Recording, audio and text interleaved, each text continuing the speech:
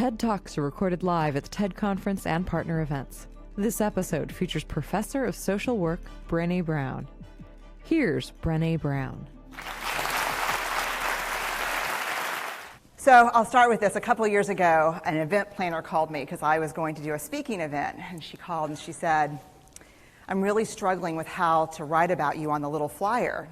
And I thought, well, what's the struggle? And she said, well, I saw you speak, and I'm going to call you a researcher, I think, but I'm afraid if I call you a researcher, no one will come because they'll think you're boring and irrelevant. And I was like, okay. And she said, but the thing I liked about your talk is, you're a storyteller, so I think what I'll do is just call you a storyteller. And of course, the academic, insecure part of me was like, you're going to call me a what? And she said, I'm going to call you a storyteller. And I was like, oh, why not Magic Pixie? I was like, let me think about this for a second. And so I tried to call deep on my courage. And I thought, I am a storyteller. I'm a qualitative researcher. I collect stories. That's what I do. And maybe stories are just data with a soul, and maybe I'm just a storyteller. So I said, you know what? Why don't you just say I'm a researcher storyteller? And she went, there's no such thing. So I'm a researcher or storyteller. And I'm going to talk to you today. We're talking about expanding perception. And so I want to talk to you and tell some stories about a piece of my research that fundamentally expanded my perception and really actually changed the way that I live and love and work and parent. And this is where my story starts. When I was a young researcher, doctoral student, my first year I had a research professor who said to us, here's the thing, if you cannot measure it, it does not exist. And I thought he was just sweet-talking me. I was like, really? And he's like, absolutely. So you have to understand that I have a bachelor's in social work, a master's in social work, and I was getting my PhD in social work. So my entire academic career was surrounded by people who kind of believed in the life's messy, love it, and I'm more the life's messy, clean it up, organize it, and put it into a bento box. And so to think that I had found my way, to found a career that takes me, really one of the big sayings in social work is lean into the discomfort of the work. And I'm like, knock discomfort upside the head and move it over and get all A's. That was my mantra. So I was very excited about this. And so I thought, you know what? This is the career for me because I am interested in some messy topics, but I want to be able to make them not messy. I want to understand them. I want to hack into these things that I know are important and lay the code out for everyone to see. So where I started was with connection, because by the time you're a social worker for 10 years, what you realize is that connection is why we're here. It's what gives purpose and meaning to our lives. This is what it's all about. It doesn't matter whether you talk to people who work in social justice and mental health and abuse and neglect. What we know is that connection, the ability to feel connected, is neurobiologically, that's how we're wired. It's why we're here. So I thought, you know what? I'm going to start with connection. Well, you know that situation where you get an evaluation from your boss and she tells you 37 things that you do really awesome and one thing that you can't, an opportunity for growth. And all you can think about is that opportunity for growth, right? Well, apparently this is the way my work went as well, because when you ask people about love, they tell you about heartbreak. When you ask people about belonging, they'll tell you their most excruciating experiences of being excluded. And when you ask people about connection, the stories they told me were about disconnection. So very quickly, really about 6 weeks into this research, I ran into this unnamed thing that absolutely unraveled connection in a way that I didn't understand or had never seen. And so I pulled back out of the research and thought, I need to figure out what this is. And it turned out to be shame. And shame is really easily understood as the fear of disconnection. Is there something about me that if other people know it or see it, that I won't be worthy of connection? The things I can tell you about it, it's universal. We all have it. The only people who don't experience shame have no capacity for human empathy or connection. No one wants to talk about it, and the less you talk about it, the more you have it. What underpinned this shame, this I'm not good enough, which we all know that feeling, I'm not blank enough, I'm not thin enough, rich enough, beautiful enough, smart enough, promoted enough. The thing that underpinned this was excruciating vulnerability. This idea of, in order for connection to happen, we have to allow ourselves to be seen, really seen. And you know how I feel about vulnerability. I hate vulnerability. And so I thought, this is my chance to beat it back with my measuring stick. I'm going in, I'm going to figure this stuff out, I'm going to spend a year, I'm going to totally deconstruct shame, I'm going to understand how vulnerability works, and I'm going to outsmart it.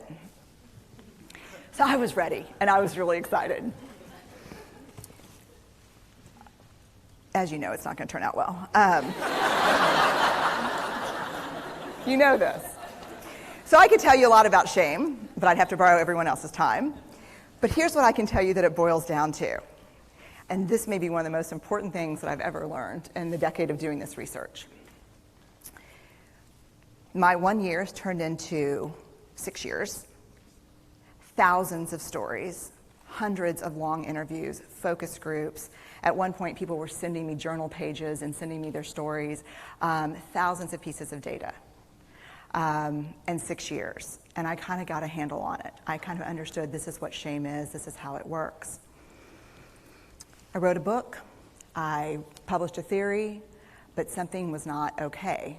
And what it was is that if I roughly took the people I interviewed and divided them into people who really have a sense of worthiness, that's what this comes down to, a sense of worthiness. They have a strong sense of love and belonging. And folks who struggle for it, and folks who are always wondering if they're good enough. There was only one variable that separated the people who have a strong sense of love and belonging and the people who really struggle for it, and that was the people who have a strong sense of love and belonging believe they're worthy of love and belonging. That's it. They believe they're worthy. And to me, the hard part of the one thing that keeps us out of connection is our fear that we're not worthy of connection, was something that personally and professionally I felt like I needed to understand better. So what I did is I took all of the interviews where I saw worthiness, where I saw people living that way, and just looked at those. What do these people have in common? And I have a slight office supply addiction, but it's another talk. So I had a manila notebook, a manila folder, and I had a Sharpie. And I was like, what am I going to call this research? And the first words that came to my mind were wholehearted.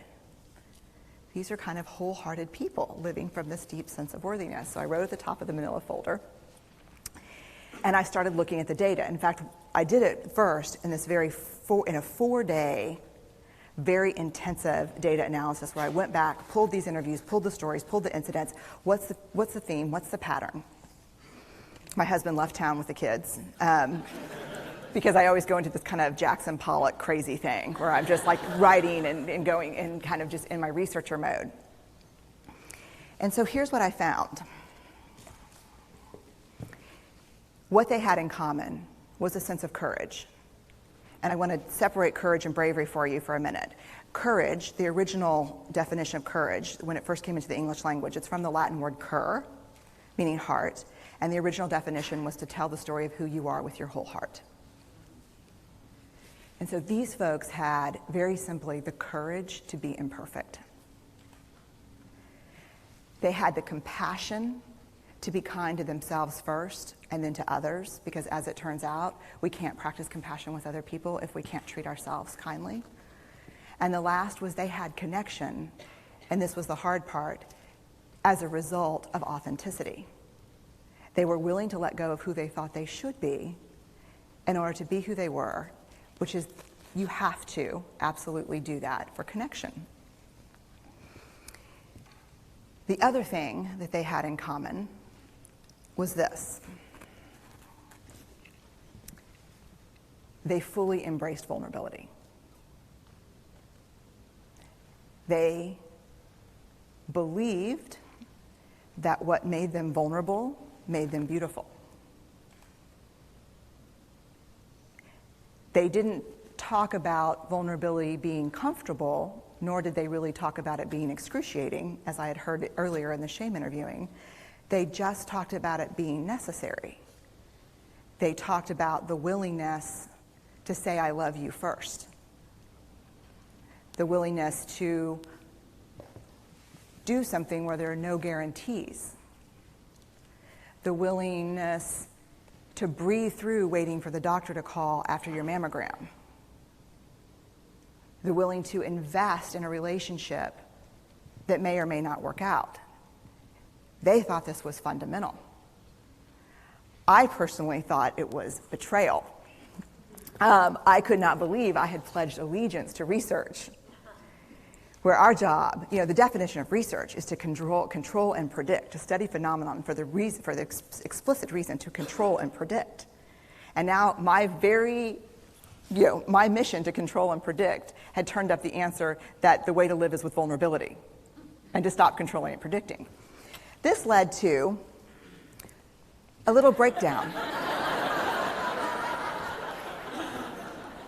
which actually looked more like this. And it did. It led to I call it a breakdown, my therapist calls it a spiritual awakening. Spiritual awakening sounds better than breakdown, but I assure you it was a breakdown. And I had to put my data away and go find a therapist. Let me tell you something. You know who you are when you call your friends and say, I think I need to see somebody. Do you have any recommendations? Because about 5 of my friends are like, woo, I wouldn't want to be your therapist. And I was like, what does that mean? And they're like, I'm just saying, don't bring your measuring stick. I was like, okay. So I found a therapist. My first meeting with her, Diana, I brought in my list of the way the wholehearted live. And I sat down, and she said, how are you? And I said, I'm great, I'm okay. And she said, what's going on? And I said, and this is a therapist who sees therapists, because we have to go to those because their BS meters are good. And so I said, here's the thing, I'm struggling. And she said, what's the struggle? And I said, well, I have a vulnerability issue, and I know that vulnerability is kind of the core of shame and fear and our struggle for worthiness, but it appears that it's also the birthplace of joy, of creativity, of belonging, of love, and I think I have a problem, and I need some help. And I said, but here's the thing, no family stuff, no childhood shit, I just need some strategies.